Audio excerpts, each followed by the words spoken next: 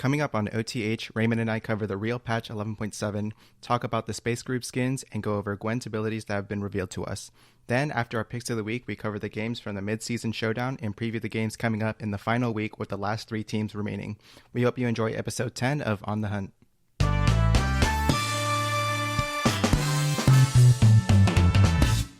Welcome, everybody, to episode 10 of On the Hunt, a League of Legends podcast. Not to be mistaken with the horse racing podcast of a similar name. Today, I'm your co-host, Chris, a.k.a. the movie critic. Because, actually, dude, I actually don't watch a lot of movies. And there's a lot of movies in the past that I've never seen. Like, good classics like Pulp Fiction, The Karate Kid, any of the Back to the Futures, never seen any of those. Indiana Jones movies, never seen any of them. Like, Star Wars 1 through 6, never seen them. but I've seen 7 and 9. It's yeah, like dude. that's the oddest combination. That's an interesting direction, or what's the word? Journey, I guess, for that story. Yeah, so I think I missed out on a couple things there. And joining me on this episode of OTH is our other co-host, Raymond. What's going on, man? Hey, not much. You know, just getting by. I'm amazed that we're already on episode 10, dude. Can you imagine? Can you believe? Yeah, dude, that's over 2 months, actually. Yeah. So we're going smooth so far. We're smooth sailing into the sunset. And we've only got one more episode before the split is over, dude. Like, that's nuts, too. Yeah, I feel like, honestly, it kind of went by a little quick. Not the split as well as, 10 episodes, so... But also at the same time, 10 doesn't seem like a lot, because I feel like we've done 20. I don't know. Yeah, that's because you've had to edit them and listen back to them and all that, so it's like you've had to do it all twice. Oh, yeah. Maybe that is it, because I experience it twice a week, so I think there's more episodes. But anyways, man, you've been playing League of Legends or what? Because I absolutely have not been. I've been playing some League of Legends, not a ton, but yeah, we've been getting it in with the boys. I had last Friday off, so I had a little bit of extra time to fit some games in. Yeah, this weekend had some good games.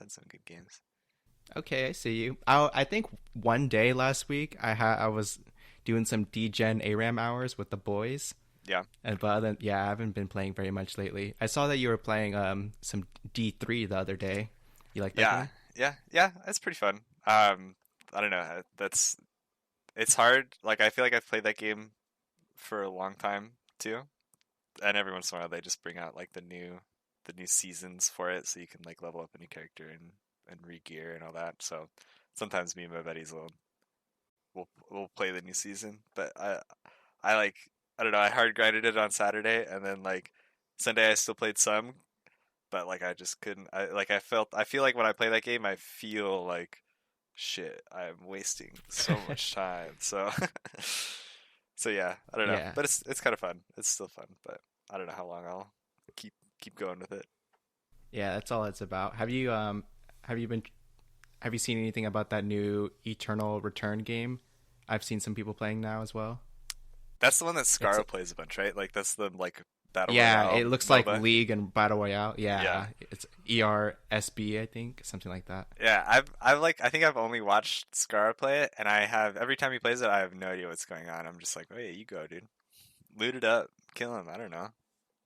Yeah, doesn't make any sense. I've heard it's fun, and I've got a friend who's played a bunch of it, probably over 100 hours in it already. It's only been out for a couple of weeks too. Wow, okay. So have you tried that? No, I'm just asking you. Yeah, I'm not a gamer, dude. That's I'm not true. a gamer. Not a gamer, not a movie watcher. What do you do, man? What do? I have no idea. Just watch and think about League, but not play it. Yeah. I don't even play League, so I don't know what's going on. You think about it while you play TFT. Exactly. Speaking of TFT, dude, I hit Masters rank on Saturday. Dude, okay. Feels pretty good, Chris.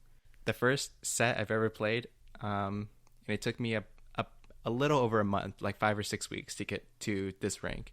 Yeah. And I was thinking about if I want to go to Grandmaster, but there's a couple reasons why I don't think I'm going to do it. One, I actually don't like the state of the game right now, like the meta, I suppose. I feel like it's very volatile. Mm, And there's like so many broken things in the game that like your game can go wrong, right. and like just by chance. Two, to to go from master to grandmaster, it's like 400 LP, which is a lot. Yeah. Which is possible because I think the season ends in like over 25 days. So like honestly, that's something I could jam out in like 2 weekends if I was like doing really good. Right. But I don't really have it in me, and I'm kind of like I want to try. A part of me wants to try because I want to see like how far I could really go, and I feel like I'm pretty in tune with the game right now. But also like just scared to play against like players at this level, I suppose.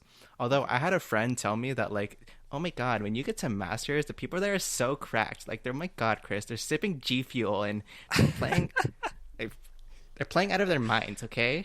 And I was just like, okay. And then I played a game yesterday, just try it out, my first game in masters, and I actually got paired up with a bunch of other like diamond kids. So that was an easy game. Easy sweep up. Nice. And then last reason is that no, it's mostly because I would have to climb like over 400 LP, which is like just way too much of a grind. Yeah.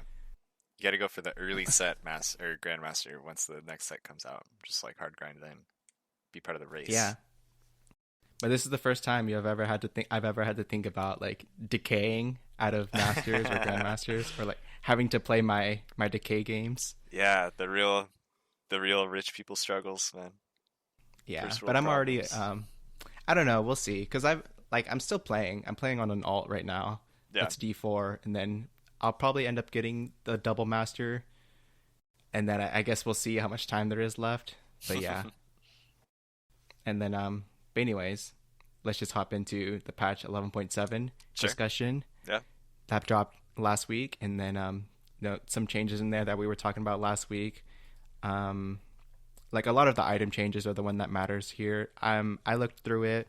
There's a lot of like champion tweaks, but nothing too crazy. And then there's the stuff that we talked about, like the Essence Reaver and Lord Dom's cost change, the Everfrost cooldown change, Hmm. and that sort of thing. Is there anything that stuck out to you in this patch? Yeah, I think the one thing, I don't remember if we talked about it last week, but have you seen like the Yorick changes? Like those are like, I feel like I've seen a lot of people, like not necessarily in all my games, but a lot of people like in streamers games and stuff, like trying out that champ. And he seems like kind of not bad with like I think they actually have to tone down some of it. I think he's like in the previews that they've shown already for next patch, like some of it's getting nerfed already. So Yorick is kind of nutty with his like kind of kit tweaks and the Trinity Force changes and that kind of stuff. No, I don't remember talking about it. So what's the change? The E skill is that the one where he like throws it and it does damage in a cone? Is that the one? So they made his E where like when you throw it and you hit people, it'll like wake up, it'll auto summon like his little minions out of the graves nearby, so you don't have to like use your Q to do it. And then that way like you'll hit them with the E and like guarantee that those things will spawn and like jump at them. And then they also made it so that your little minions, when they leap to marked enemies, then they do like bonus damage on their like first, or like it's either their first hit or like their first few hits or something like that. But like they do more damage like up front on the burst. So it's like a lot more powerful kind of a poking tool in lane, especially if you can't like deal with all his little minions quickly. Darn, yeah, they looks like a pretty hard buff on that. Yeah, it's kind of just like a weird like coinciding with like that, like making people want to try him, and then they also buffed his items at the same time, so he's just gonna be fucking annoying. Yeah, so you've been seeing a lot of that. Yeah, I mean, at least think about how often you'd seen Yorick before. I'm definitely seeing a lot in comparison to where we were in the patches previous. Yeah, I remember there was a period of time where like sometimes you would get a York in your game and he would actually 1v9 that game. Yeah, I've seen some Yorks pop off. that champ when he gets ahead is like pretty unstoppable in a side lane if he's just like 1-on-1, 1-on-2 kind of for a while. Uh-huh. Yeah, I guess for me nothing really interesting in this patch other than the item tweaks. Yeah. I will say that One for All is actually my least favorite rotating game mode. Actually, I don't like that one. Yeah, I can kind of get behind that. It's like it's hard. It's hard to like. It's very like matchup dependent. So it's like really easy to get really like unfun games if like somebody on your team, you leave it up to chance, and then it turns out the champ that you're playing nobody's good at or nobody likes, and then the enemy team has five like really OP champs together, and it's like, wow, we just lose. All right, and then the last thing I have to say about this patch, and I actually have a lot to say about this, is the new Space Groove skins. Have you seen any Ooh. of them? I have seen some of them. I don't know if I've played with any of them yet, but they're kind of nutty. Oh, okay. Yeah, they're kind of. I mean, I think they're pretty cool. It's like a cross between like the that one Rumble skin, the like what is it called? The Super super Galaxy. futuristic one. Yeah, it's like a cross between Super Galaxy and Arcade, I guess. Hmm. And I feel like for some of these champions, it doesn't fit. Like the Space Groove Nasus, that doesn't, and Nunu, it absolutely does not feel right. I mean, I'm glad we finally got our true disco Nunu, Yeah, true. but yeah, just some of these it doesn't feel right. And then I think so I'll just go through them. Um, Rumble, I mean, he already has the Super Galaxy one, so I feel like this is just Super Galaxy 2021. The Lux one, I I think it looks really cool, but I have such a bad taste in my mouth for this skin because I don't like the way her skills look that they're like so different from her other skins, if that Yeah. makes sense. Like it actually I get turned off that her Q and her E look extremely different. Um and so I feel like I would hate to play against that when Hmm. like you're like or any skin that like that makes the skill look different or a different color or something like that. And same thing with like the Nunu ulti, it looks so weird that like I think that if I saw that in game for the first time, I wouldn't know that that's Nunu ulti that I'm looking at. I think the Nasus one is really cool. It looks more like Space Xin Zhao to me because he has like kind of like a spear kind of. But other Hmm. than that, I think that skin is cool. Blitzcrank looks pretty cool. Lulu, I think it's kind of weird, and I don't think that one's as cool as the other ones. I like the Samira one. I think it fits her character model really well. But then I kind of wish it was more. And I think the guns look really good, but I kind of wish there was like. I wish they saved her skin for like pool party Samira or something like that. Not because I'm a pervert, but I feel like that would have gone really well. Yeah, there's still time, dude. There's definitely still time. Yeah, and then oh, actually for the Lux one, I think the Lux one has really cool chromas. Oh yeah. And then yeah, that's it. That's all of my didn't ask thoughts on Space Groove skins. Yeah, I think to be honest, I feel like I haven't looked like seen many of them yet, so maybe I definitely don't have it as in depth of a take. I don't know. I think I do like the Samir one though. It's like the 180 carry in this bunch. That like I won't be I could see myself picking it up. But yeah, I don't know. The other ones, it's just kind of funny. Like having like all the shit they have like with cats and stuff randomly in these skins is pretty funny to me. So I'm down with it. It's a it's a neat skin line. The real question is, did you pick Harsh Vibes or the Groove on the client? I actually have no idea what you're talking about. Dude, come on. There's like it's like the event thing. You have to pick like on your homepage. You have to pick like between Harsh Vibes or the Space Groove. It's Oh, like I have not clicked on that yet. yeah, Okay. you gotta make your decision on that one, dude. We'll come back Okay, to I'll that report back later. to you next Yeah, week on that yeah. one. Okay, sounds good. Um, And yeah, that's it for me then. okay, yeah. Okay, one last thing that's gonna be a good um transitioner to our next topic is that the Gwen Space Group skin looks so fucking weird because it's like Candyland Ivern but on crack for that champion. And so, anyways, yeah. So she's gonna have a call it Space Groove skin for her as well. And then sometime last week, Brian also came out with the ability reveal for the Gwen champion.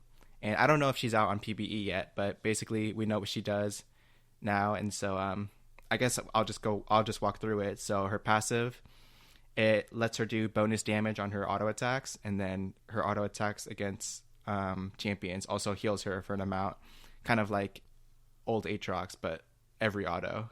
I Yeah. guess you have any thoughts on that? Well, I think it's basically like Viego's passive, except it heals her, right? Like, isn't it? Oh yeah, Yeah, magic damage. Yeah, yeah. as well. I think Yeah, I it's guess so. that's kind of the gist that I got. You know, she's a Viego lore related champ, so we'll give it to her. Makes sense. I think I will say that I love champions that do bonus damage on autos because it makes it easier to CS. Like I really like playing Zed because he's super easy to CS with, and Yeah, so I wonder how much damage this is actually going to be, and if it scales at all with like bonus health or armor, magic resist, or damage. I want to see like how if it scales at all, or if it just scales with level and how much it is and that sort of thing. yeah, So that'll that's be what I'm interesting. interested in.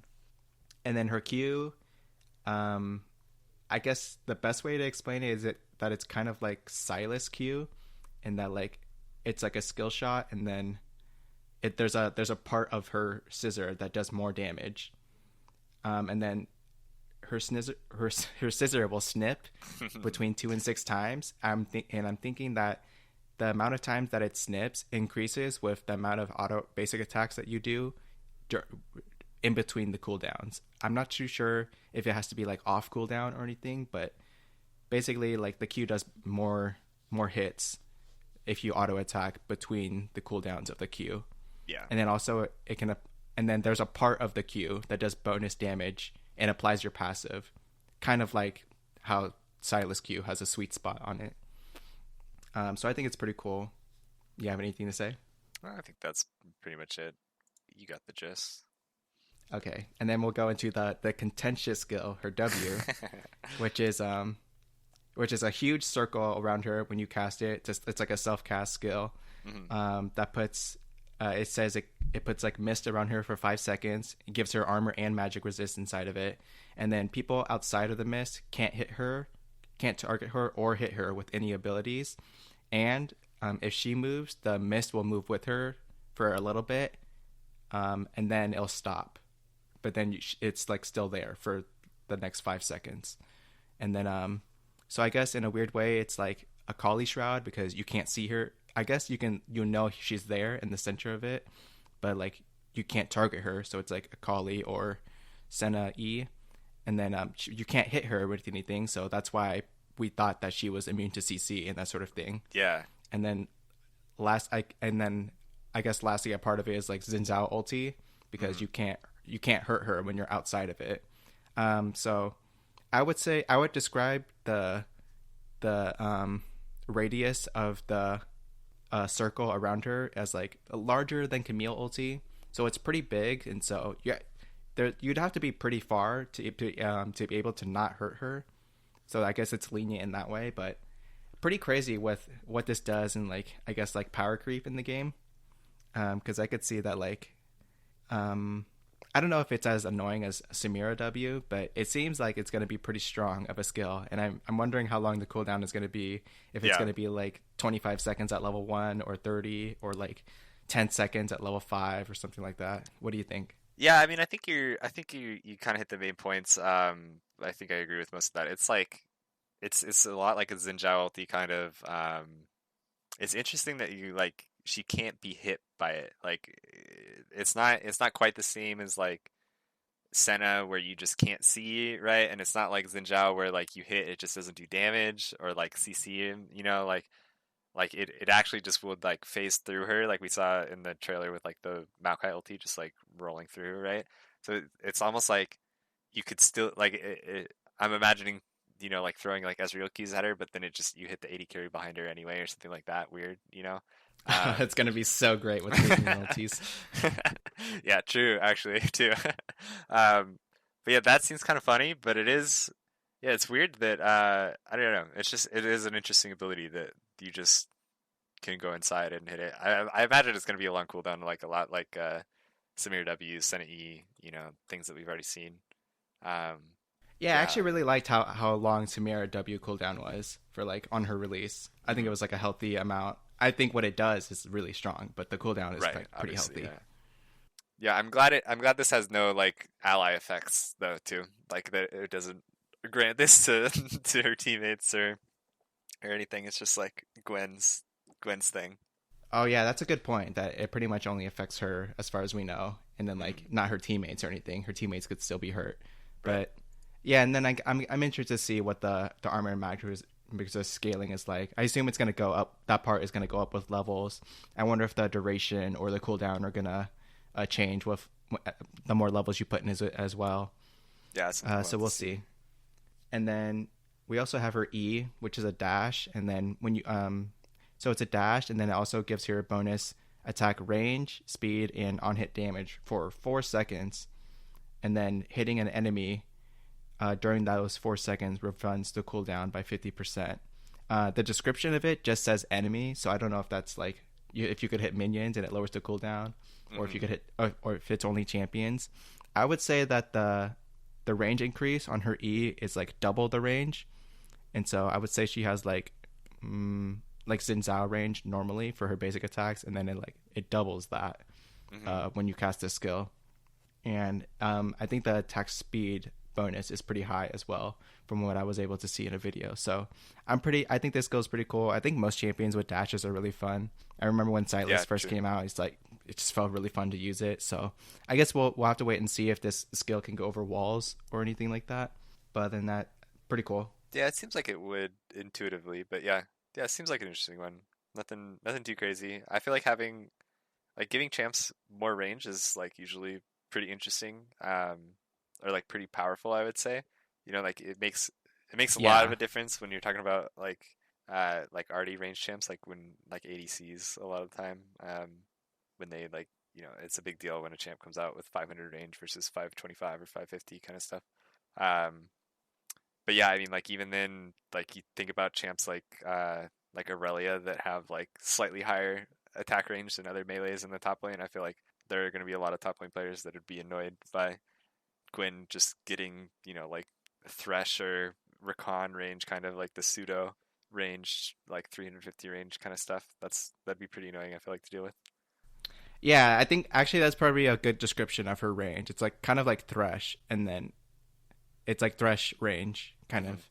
And then, actually, yeah, when you mentioned that, I can actually imagine her being really annoying if with like trading with other melee champions, and then like your range is just like double of theirs as well, and then you're Right. stacking Conqueror faster than them, or maybe you might take like Hail of Blades, and you hit them with like crazy amount of autos, and like you get the cooldown back really fast, so you could trade again in like the next 5 seconds if you really wanted to. Like I could see this ability being like really oppressive, depending on the cooldown, the damage, and I wouldn't be surprised if this was a max first ability in some matchups, or even if you just put like another point in it, kind of thing.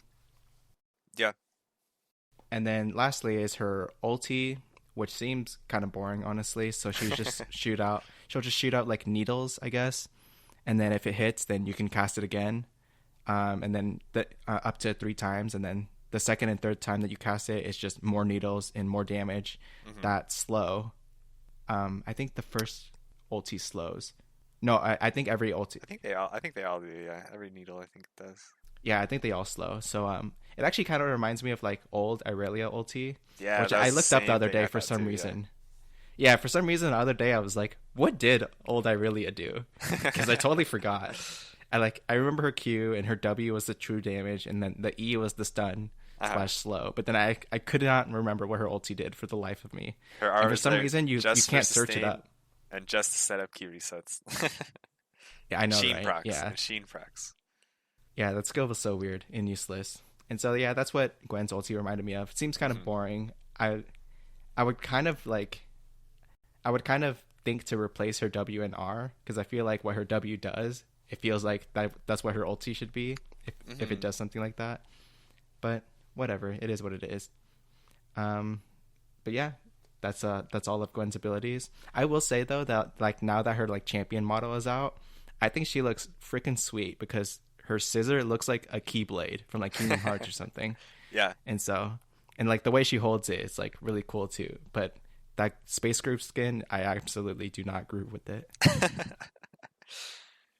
Yeah, I think that'd be my first impressions out of this thing too. Is she seems like pretty cool. Like I don't know. I would venture to guess that she'll be decent. I think a lot of it comes down to how much damage she does because she doesn't have that much like inherent mobility. And if you're in like top lane, and I'm imagining like you play against Renekton, right? If you dash forward and then he just says like, no, fuck you, I'm gonna go back and trade with you.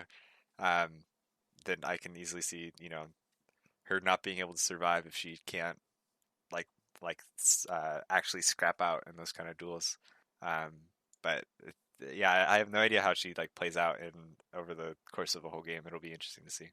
Yeah, now that you mention it, I just realized that her basic skills don't have any CC on it, so only her ulti slows, as far as I understand.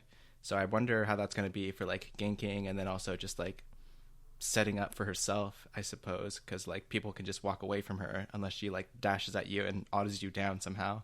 Yeah, But I'm actually kind of surprised that her Q doesn't slow or anything, because it seems like the kind of thing that should, but I don't know. yeah. I don't know. We'll have to see. All right, let's get started with our picks of this week. I'll go ahead and go first with this one since I ruined the last week with the whole Vagar one. Go So for it. this time I got it down. Actually, I have two picks for this week. They're both TFT related, unfortunately. So the first one is I've changed my ways, dude. I watch Twitch now, and I watch this guy on Mm. Twitch, and he's a TFT player. And dude, I don't know why, but I really like this guy, and I like this guy so much that I'll actually watch his VODs, and I'll watch the entire thing of like 8 hours. And then when he doesn't stream, I miss him. So it's Wow. pretty bad. I'm pretty down. I'm down bad, so as the kids say.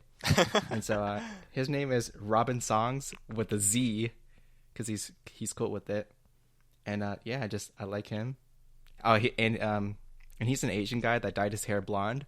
I don't know if you remember when I did that when I was around you, where like I dyed my hair blonde and then we hung out at your house for picnic day or whatever, and we went out and we like watched the band's march or something like that. Yeah, yeah, yeah. I don't remember the. I honestly, I don't remember you dyed your hair. I don't remember that part of it, but I mean, I believe you. But yeah, and like it kind of makes me want to do it again. He dyed his hair for like charity or something, and I don't know, it kind of makes me want to try it again. I actually don't think, I don't know if it goes well with my skin tone. But okay, anyway, so my other pick of this week is going to be the TFT World Championships, which is tomorrow for some reason. And it includes 24 players around the world, including Europe and China. So it's going to have a god awful time that it takes place. So I'll probably catch that one when I get home later. But yeah, it's going to be tomorrow, and I'm pretty in tune with TFT. So I heard Doa does some TFT casting, so I wonder if he's going to be on there, or I'm pretty sure there's going to be like streamers like co-streaming it as well. I Hmm. don't know if there's any like rules around that, but yeah, I'm pretty excited. And I'll be tuned into that Well, tell for me, dude, however long. who's your pick for the TFT Championship? Who's gonna win it all?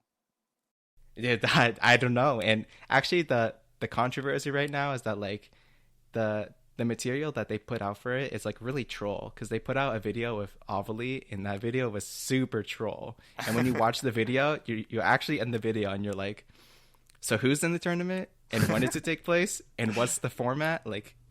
And so I think that was on Monday, and then they released another video today that was like more of a hype kind of thing, but it Uh-huh. was still kind of like meh, whatever. And like honestly, I don't know what the format is. And I've also never watched like any TFT tournament ever, so I have no idea what's going to go on, how long it's going to take, if it's going to be like 2 or 3 days or something like that. I don't Right. know what the prize pool is. Like, I don't. I don't even understand how it's going to work. Like, is there 24 players? Like, is it a super game, or is there like a pool or something, or like groups? I don't know. So we'll see. It'll be a surprise for me. Anyways, what about you, man? You got a pick for this week? Dude, I don't know if I've got a pick for this week. I don't know. I've still been on the Phil train, so I've been trying out some different champs just as we go around. I think one that I actually had kind of a lot of fun with was Talon in the mid lane. Champ is I mean, I'm not usually the type to be a dirty 80 mid laner picker, but he was kind of fun. I'm not gonna lie. Um, and then my other one, I would say I would have been like all about like playing Twisted Fate, but I also feel like I am too bad at the game to actually play that champ. I think there was something on the subreddit this week or something that talked about Apto talking about like playing Twisted Fate or like learning League, and he was like, TF is one of those champs that like you don't have to like he's a simple champ. You don't have to do anything on Twisted Fate to win the game, or like you can't be good at Twisted Fate. You just have to be good at League of Legends. And so then when I think about that and I play TF and I like lose games, I'm like, damn, I'm not good at League of Legends. It's true. All you have to do is pull a gold card. Like that's easy. I can do that, but I don't know how to do shit.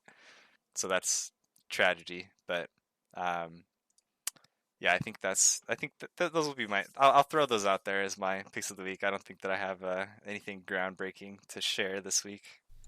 For sure.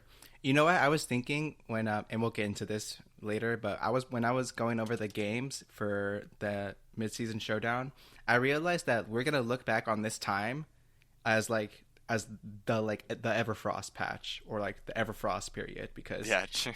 that's like, you know how sometimes we think about like, oh, that time was Ardent Sensor meta, or that time was like the lethality utility AD carry meta, and or this Mhm. time was this or that.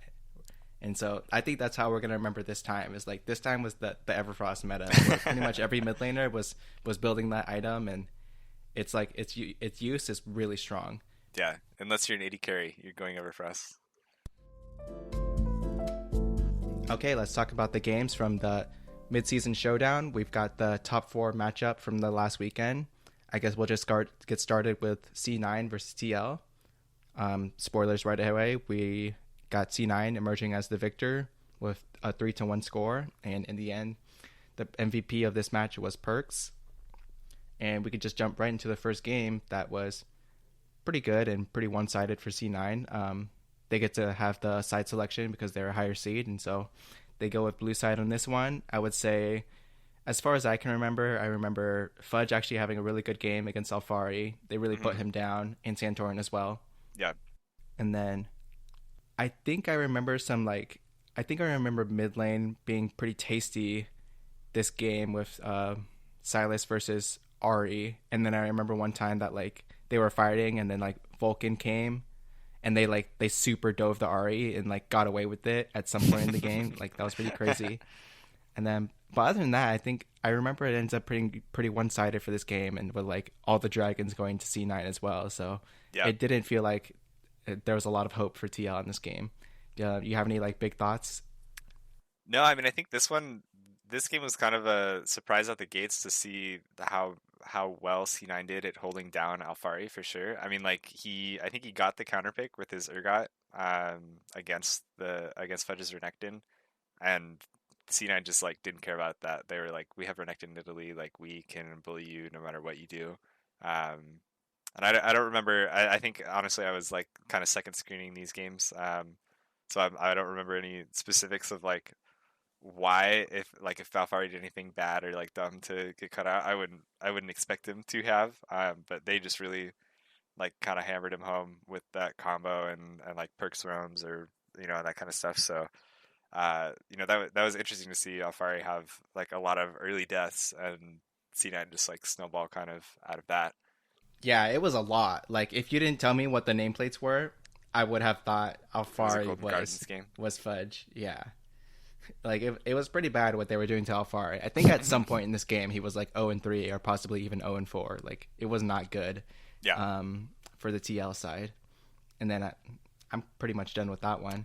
Yeah, I think we could just keep on going. Yeah. Yeah, so there's game 2, and so TL picked blue side for this one when they get to have the side selection. And then this game was pretty one-sided as well. It was just like, slowly things takes place in the game, and when they do happen, TL comes out like victorious in like these small skirmishes here and there. So, yeah, I was kind of like side monitoring during these games as well, and then I kind of reviewed them before the show. But yeah, this game was like pretty slow as well, and then like there's just a couple fights here and there, and then if they did fight, TL came out, and like there was not. I don't remember anything too crazy happening with this game. I remember that like this game and then the couple games ahead of it, like I'm pretty sure Fudge is gonna play like a few games of Scion like in a row, and Alfari has like the CS lead over him every game. Although Mhm. like they might get a kill on Alfari here and there, but like I'm pretty sure Alfari has a pretty big CS lead over Fudge, and then like it just doesn't matter because like you're playing Scion, and at some point you're gonna have like a good impact on the game. And it's not this one Yeah, because TL win this one, and they get through it pretty smoothly. But you have yeah. anything to say about this game? I think looking at this one, this one was kind of like in the end. I think the casters talked about it. It was really just like a draft difference, like a Seraphine difference. You know, Jensen got to a point where I mean, they're playing Seraphine, Senna, Tom Kench. Like, you don't have to do that much to be just like really oppressive and strong with that team comp. I feel like, you know, you got a Hecarim there, you got a GP just to layer AoE damage on top of it, and I feel like C9 just didn't have anything that could deal with them. And yeah, like you said, Alfari, this like the difference between the other games and this one, it felt like Alfari is playing GP, which is like obviously like a super hard scaling champ against the Scion, and like what's Scion gonna do to stop GP? So he just kind of did his thing and got its CS lead, and then they moved into mid game where their 5v5 was just actually god mode unkillable against C9's like Scion, Nidalee, Silas, Callista. Like that's just not that much damage to be able to break through Seraphine shields. Yeah, and speaking of Seraphine, I remember at the end of this game that Jensen hits a pretty sick ulti. But for sure, if I was like playing in that game, I would have been like, "Man, that's bullshit." But other than that, it looked really cool. Yeah, yeah, true. But yeah, that's all I have for game two. Yeah, we can just hop right in to game three. Yeah, and then for game three, they had a Blabber on the Hecarim, which is kind of surprising to me. I don't think I've seen him play that champion too much this season. Hmm. But yeah, they had a pretty solid composition from C9 who ends up winning it. And I remember at some point in this game, like Perks has got a good amount of gold. He might have like three kill. He might be like 3-1 or something like that. And I think Sven was 4-0 at that time as well when they're about to go into a dragon fight. Hmm. And then like I remember they were like trying to flank and they just hard dive Sven where he has flash up and everything, but they still kill him. And then Perks ended up getting a quadra kill that same fight. Yeah, And at that point, I was just like, dude, this game's so over because yeah, not only do they have like a dual carry set up, but both of them have like all of the gold funneled into them. So like, hmm, there's they have like a dual threat for the entire game with differing like magic or different damage outputs of like magic or physical damage coming out one of the other, and they're gonna keep scaling throughout the game. So yeah. I remember like looking at that and just thinking that this game was so doomed. But yeah, so that's my thoughts on it. Yeah, I think this, like, yeah, you pretty much nailed it. Yeah, C9 just has Rise and Jinx get super strong, and I don't know, it feels like TL kind of picked what C9 had the first game with the Silas Callista, and I feel like if you're playing those champs and you're not like hard stomping with them, kind of, you just don't. If you ever go into 5v5s, you don't get to keep up with, you know, mid to late game damage of most other champs, and I mean Rise, Jinx, obviously are gonna like heavily out DPS them, so it seems like they just let this game like really get away from them. It's kind of Yeah, I interesting to can see the agree with Callista the priority for these teams like through this point in the series. I don't know, just it's one of those champs I feel like it's not always that useful, you know, but sometimes pro teams just like get it in their head like, oh yeah, let's just pick Callista and like stomp lane and have an engage, like, but it didn't seem that useful this series when these guys were picking it. Yeah, I think maybe because like the camera isn't always focused on bottom, so we can't see the impact. Hmm. Because that must be where all of the strength of it comes from is in the laning phase. Because I'm not. I remember a couple of fights in this series where like the Rift Herald or the Baron fights where like I don't remember the Callistas being impactful at those points in the game, Yeah. as opposed to the other AD carry. But yeah, I can agree with you with that. Where like I feel like the pro players think she must be unstoppable for her to get 3 early picks in this series, and then Yeah. like for each team to feel like it's worth playing. And then yeah, and then that was the third game, and then finally we got the last game where TL tried to go blue side again, but ultimately C9 gets a win. And I would say this was a pretty slow game as well, as if I can remember, where like not a lot happened in this game, and it was just like if something did happen, it just happened to turn out in like C9's favor, and then that just slowly builds up over the course of the game until they win. Yeah. Yeah, I don't think I remember anything particular out of this one either. It's definitely it's funny though. Just like even just looking back at the scores now, it definitely feels like and Perks rightfully got the series MVP, but it just you can look just by the score lines like it just looks like Smurf or Perks like smurfing on Jensen and winning these games. Yeah, and the games that they do win. I guess overall, as a whole, I kind of like this series where it feels like these two teams were matching up pretty well against each other, although like some games were really one sided, and um and we'll talk about this more later of who's gonna end up facing C9 in the finals. And then I guess my last thought to leave this series with is TL had to ban Tristana every game, and so I wonder who they're banning it from. If they're banning it from the other team or from themselves. Just want Yeah, to put that out there. yeah, that is a tough one. That is definitely a tough one. It might be from themselves. I'll be honest. But yeah, Just I think memeing, but yeah. yeah, I think closing thoughts on this series too. It seemed I don't know. I think you're right. It seems like they were. It was pretty good. I don't know. I mean, C9 like clearly took over in this one, but it felt a lot like TL kind of had an off day. Like I think Jat talked about in an interview that that it just was a bad day for them, and it seems like they just I don't know, like they weren't prepared maybe for what C9 brought to the table, like in terms of like the Silas counter pick or anything like that. Um, and then yeah, maybe they saw that happen and they weren't ready for it, and then they tried it out in like game three, and then it just like obviously went bad. Like C9 was ready to counter it on their own. I don't know. So maybe I'm hoping that that was the case really, that Teal had like kind of a bad day, and that if they face off again, it'll be a different story. But if it's not, then really C9 is just like a step above. It seems like.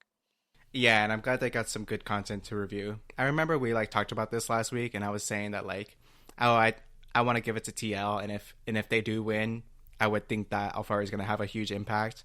But I don't. It ended up like not being like that at all this series, where I don't feel like the game was really focused around top lane or what the top laner who is ahead could do. Actually, in the first game, I felt like they smurfed top lane, and Right. and they But I mean, dicked on even then, Alfari, and they made sure he felt it. yeah, even then though, like he said, he was like in that first game, he was down like 0-3, 0-4 or something. And he only ended the game like 2-4. It's not like he got hard snowballed through like the rest of the game. For to his credit, at least, that he stayed relevant. But yeah, they just Uh huh. fell far enough behind. But yeah, so I I'm not too sure if I liked it, if but I would I would want to see this matchup again. Yeah, But this series definitely kind of wouldn't be left me opposed. wanting. Uh huh. And then I'm ready to step into the next one for the Sunday's games. Yeah, sure. Let's get into those. Okay, yeah, and then next up on Sunday we had TSM versus 100 Thieves, where that one also went to 4 games with TSM winning over 3-1. I don't know if you want to go through each game like we just did with the other series. I actually watched this series like pretty intently, game by game, like actually looking at it. Yeah, And I would say that from my experience, and I would agree with a lot of other commentary on this series that it feels like games 1, 2, and 3 was the same game over and uh-huh. over, and then like finally the fourth game was a little different, but like in the end it was like by then it was kind of like meh. Um, Yeah, so yeah, yeah, that's my thoughts on the series. yeah. I don't think we need to go into them that much either. I think I don't know. I didn't hear.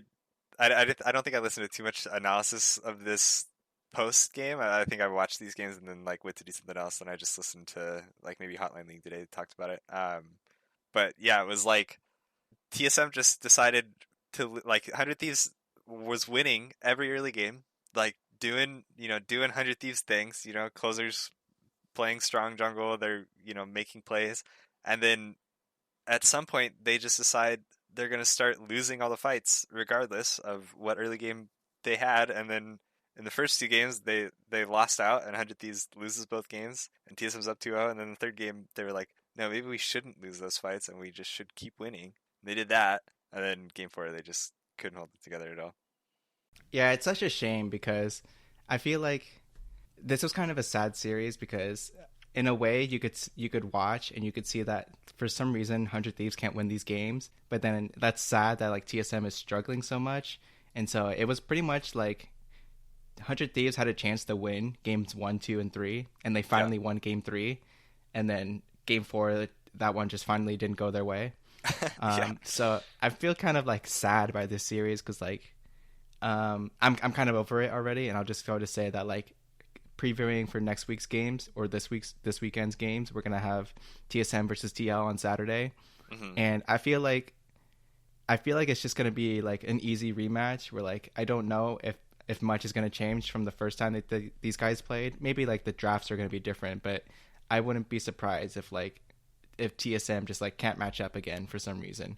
And Yeah. like going forward from that, maybe I'm jumping too far ahead, but I feel like I don't know after seeing TSM play against TL and then 100 Thieves, and then like I don't remember much of their Dignitas series, but then like seeing them play that series and then this 100 Thieves series, I don't know if they are able to match up to C9, although that they didn't get to play C9 in a best of 5 and TL already did and TL lost.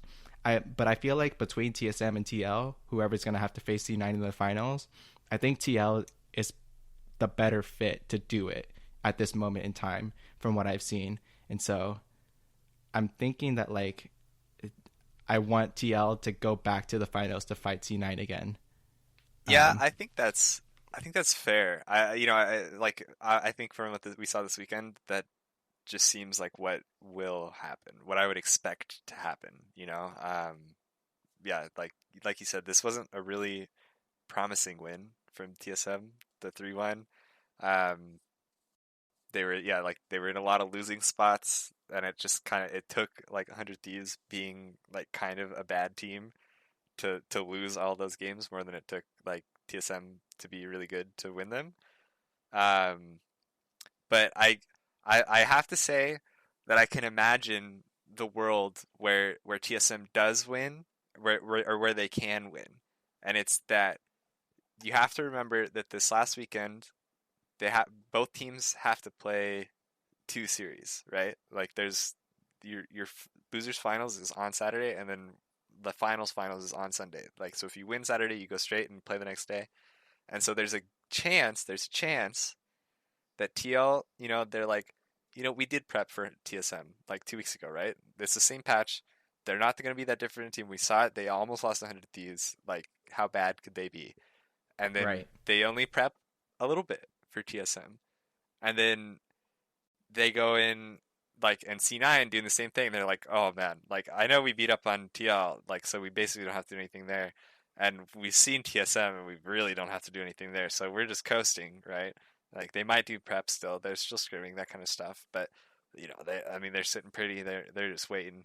Um, but TL's gonna be like maybe not ready. They're gonna have prepped all for C9, and then TSM's gonna bring out some new strategies or something. I don't know. It's 4 weeks in or 5 weeks into the same patch they've been playing forever. So what is their new? But if they can blitz them with something and catch them off guard, maybe they win. And then maybe they go into C9 and C9 doesn't know what to expect out of them. I don't know. I'm just saying. I'm just spitballing. But there's a chance. There's a Yeah, chance. dude. And maybe they go into this weekend and surprise, it's TSM double lift in the Yes, it's seats. in person. It's actually Lost hasn't been there all season long. It's actually just been well, maybe Lost has been there all season long, but now that the stage is back, Double just runs out on stage. Yeah, I can Yeah, see dude. it. And then when they're down 0-2, Ferguson just like, fuck it, dude, step aside. Yeah, he rips Power of Evil out of his chair, insta-locks Zillion. I can Yeah, see it. flips the whole series over on its head. Dude, actually, I kind of want that now that I said it. Like, I feel like that's the way to go. Yeah, That's the secret weapon that they're holding on to. yeah, I could see it. They've just been waiting. Double was like, I'm not gonna play another fucking full online split, dude. Like that's why I'm retiring. Screw that. And then they come back, and this is the final. They actually are at a stage again in person. There might not be fans, but Double was like, hell yeah, I can't pull myself away. Dude, I'd be totally down for that. And he's back to Challenger now after struggling Phew. for a while. The stars have aligned, dude. Yeah, the planets are lining up. And I would say that yeah, that's all already like my quick thoughts on how the losers finals and the grand finals are going to go is we got the TSM TL matchup. I don't know why that like tongue twisted me so bad. Your men. I do think I like what you described to me, the way that TSM could win, and I don't think that's impossible. Yeah, definitely not impossible, but highly improbable. Yeah, but I would be safe to call that for TL. Although I do think that this series is going to be much closer than the first time that they played. I will give you that. You think they'll go to Um, 5 games? I think it is more likely for them to go to 5 games this time than last time. Okay. Okay. Hopefully. Hopefully. Yeah, I mean, hopefully. Yeah, that's true. I don't know. It's something in my heart. So okay. So here's the other thing. Basketball, the NC2A men's basketball tournament just finished this weekend, right? Um, and so the team I was rooting for was UCLA, and I had like very little hope for them the whole tournament. They like they ended the season on like a big like downward, like they weren't doing well. And they go into the tournament as like a really low seeded team, but they went all the way to the last 2 rounds. Like so, at some point for them, I was like, I'm just happy that we got this far, and I just stopped. I stopped worrying about the game. Like, oh shit, are they gonna win this one? Right? I stopped thinking like, okay, this time the matchup is really bad. Like it's gonna go terribly. There's no way they win, right? And then they would go and win, and it's like, well, shit, I guess, okay. And then you go on to the next one. So that's my plan for this week, and that's why I'm predicting a Team Liquid 3-0. Because then, even if TSM wins one game, I'm fine with it. It's like that's better than we thought. Okay, I like that. Exceeding expectations. I like that. And then I would be looking forward, if TL does win, I would be looking forward to them rematching C9 as well. Mm-hmm. Although I'm starting to think C9 is looking unstoppable, and then Perks is going to be the second person to have a dual country citizenship of the championships next to Sven. Yeah, they'll just have that team. Just as those two players are just going to be holding all the trophies. They're going for.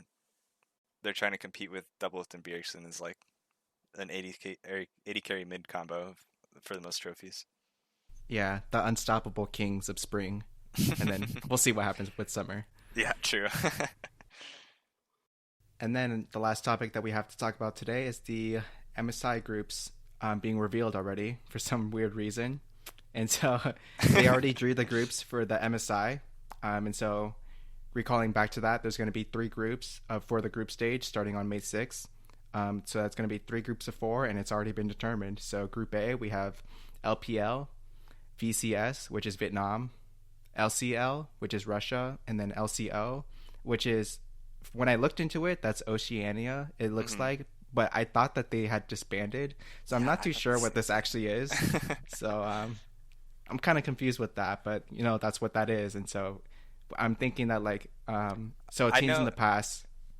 Go ahead. Yeah, I know that the LCO, I think they did make a new like Oceanic League, but I thought it was like not Riot run at all. Like I thought it was like a amateur kind of replacement thing.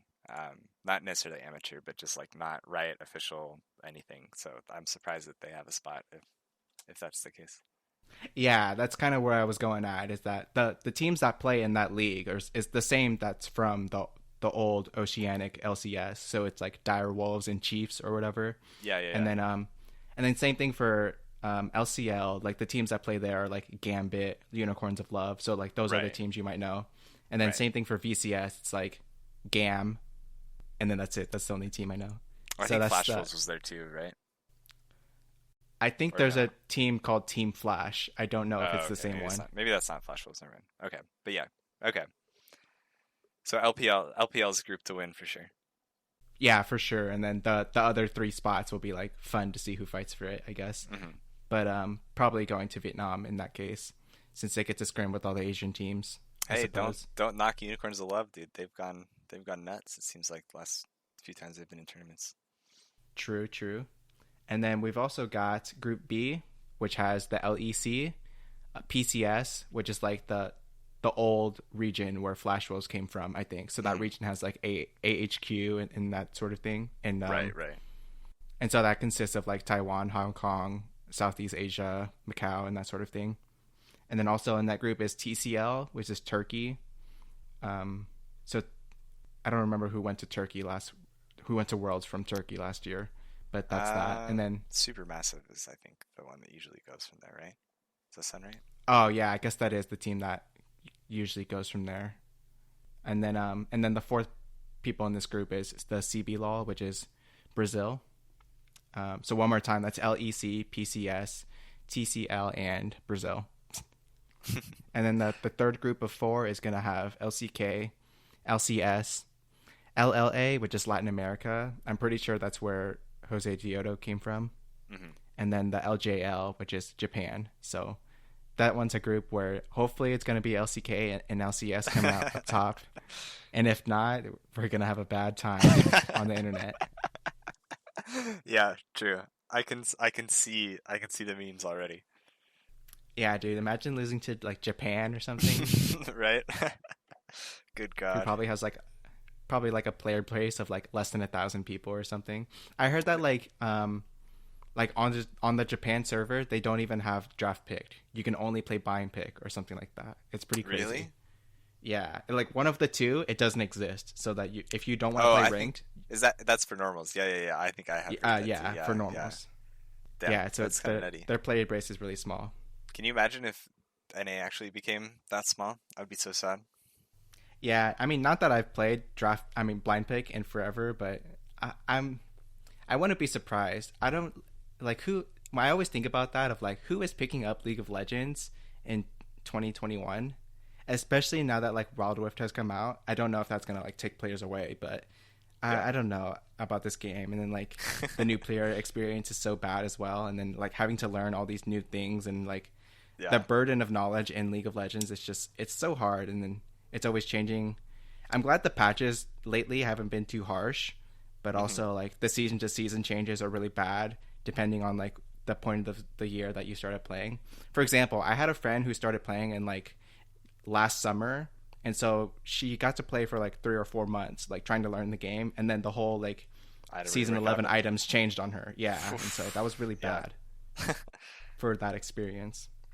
And then lastly, to talk about in addition to the groups, they also talked about the prizes. And so I think there's going to be like a money prize. I guess that's whatever. And then also the team that wins MSI, their region gets an additional seed at Worlds. So I guess like if LEC were to win MSI, they would get like a 4th seed at Worlds. And that's how that's going to work.